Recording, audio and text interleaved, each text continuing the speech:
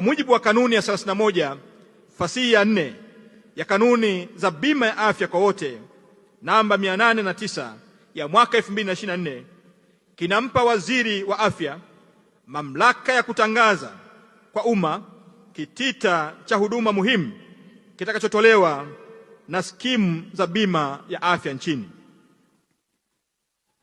Kwa kuzingatia sheria, kwa kuzingatia kanuni tajwa, natangaza kwa umma kwamba awamu ya kwanza ya utekelezaji wa bima ya afya kwa wote itahusisha wananchi wasio na uwezo, wakiwemo wazee, watoto, wajawazito na wenye ulemavu, ambao watagharimiwa na serikali.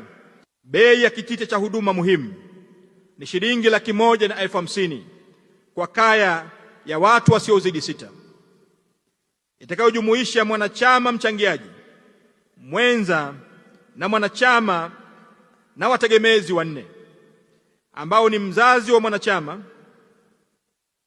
au mzazi wa mwenza wa mwanachama, mtoto wa mwanachama wa kuzaa, kuasili au wakambo aliye na umri chini ya miaka 21, na ndugu wa damu wa mwanachama aliye na umri chini ya miaka 21. 2. Kitita cha huduma muhimu kitatolewa kwa kuzingatia utaratibu wa rufaa katika vituo vya kutolea huduma za afya vitakavyoingia mkataba na skimu za bima ya afya.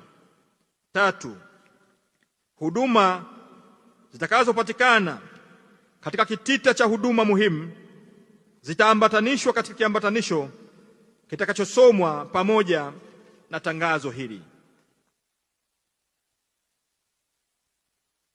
Hivyo, kwa taarifa hii ninatangaza rasmi kwamba kitita cha huduma muhimu cha bima ya afya kwa wote kwa awamu ya kwanza kitaanza kutumika tarehe 26 mwezi wa kwanza mwaka 2026.